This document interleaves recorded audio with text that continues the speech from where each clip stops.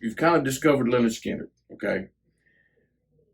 When was the first time they told you we want to name the band Lynyrd Skynyrd or Lynyrd Skynyrd? Or when's the first time you saw that name spelled and pronounced, and what did you think about that? Well, they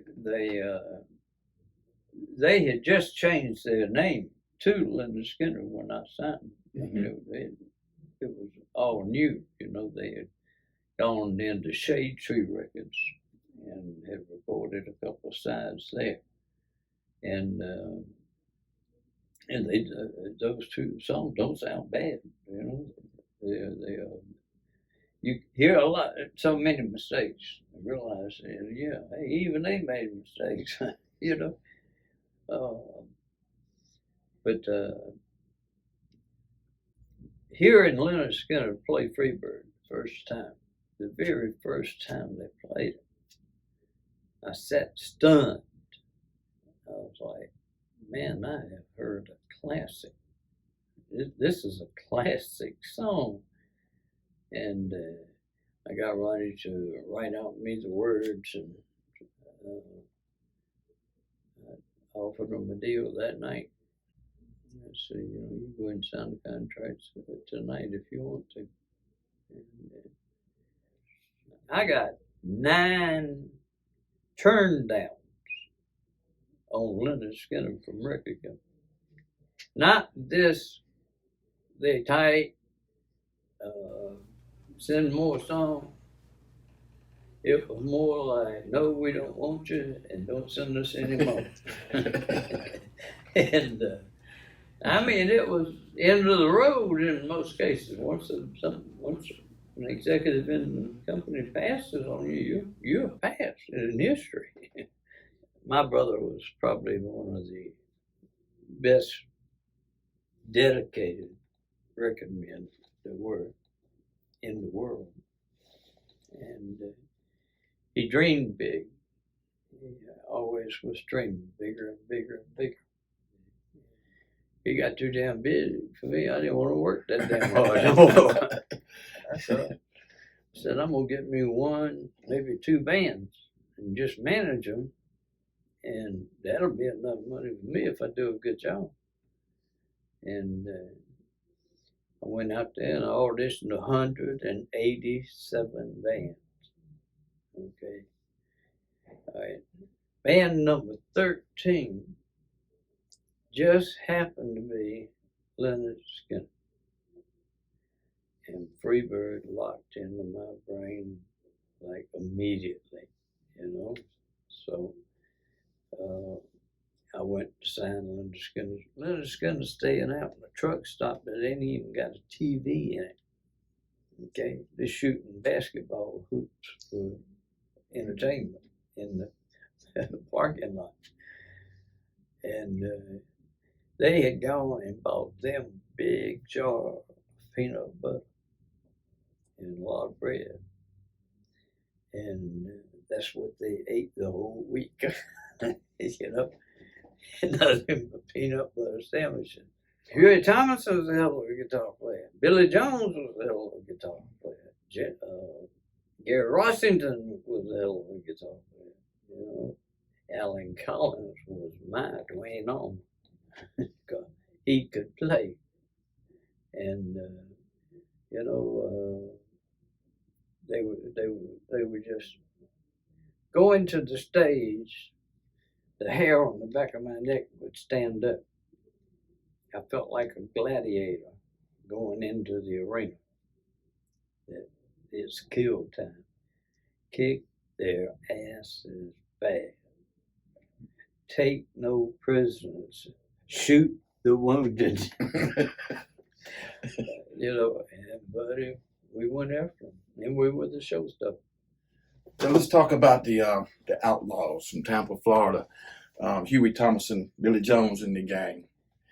Did I already ask him that? The first time you heard, where was the first time you heard the Outlaws? The first thing that I heard about the Outlaws came from Ronnie Van Zant of Skynyrd. He said, we're up in Nashville playing this club called Mothers, and there's a band up here trying to kick our ass. And I said, yeah, what's the name? He said, the Outlaw. He said, and Alan, they got him a bird. And I said, let me see. I got on the phone, chased down them. They had a manager already. Chased him down and made a deal with him and moved into Macon. We formed a partnership where we co-managed the Outlaws together. And we had four gold, you know, and one platinum. So we didn't done too bad. They're still out there is the main thing. Henry Powell, who was fired from the band in their peak, and when the Outlaws was sitting on top of the world. I mean, they were headlining, and they just had to get rid of Henry. Henry was getting on Billy's nerves, and so they fired him. And I just said, I think it's wrong. You know, I don't know. I'll do anything I can to help you, Henry. Well, Henry and I have remained friends all these years now. And he went and dug out some old songs that the bass player, Frank O'Keefe, who's dead, had written, and he recorded them, and I get the publishing off of them. And it was him looking after me. He's got more honor. He's just, you know, he's everything he tells me he's good as salt. I mean, Henry's a big guy. I never feared anybody when I was standing next to Henry. I've seen him in action, you know. And, you know, Skynyrd, they were all fighters except for Ed King, you know. I never saw Ed King get in a fight, but man, Skynyrd be fighting with each other if they wouldn't fight somebody else. They just love to fight. I mean, it was, you see, Ronnie was kind of a short guy, you know, and I was taller than him, you know, and I'm looking there and said, little guys really don't do that well on stage. Women want tall men, you know. And I'm sitting there going, wow, there's something else. But then I saw Ronnie in a fist fight. I did get into it with him one time after that. And that was when I knew we were separating. And I grabbed his ass and slammed him up against the wall at the old and said, I'm going to tell you something. I've been covering your back, and you're supposed to have been covering mine. And believe me, Ronnie Van Zant could have broke me into a million pieces. His fists came at you like a lawnmower blade. He was so fast. He was as fast as Ali. You know what I mean? He would jump up to hit a guy. He'd jump up, come down on him, and surprise them. I mean, they just didn't know what to think of, you know. But he beat up one guy so bad, had to get the band help drag me. All of us had to drag him out and get him into my car. But things like that happen on the road, you know. So did we talked about your book a while ago, but do you have a title for it, the tentative title for your book? It's going to be Southern Man. Southern Man. Okay. See, I'm proud of the South.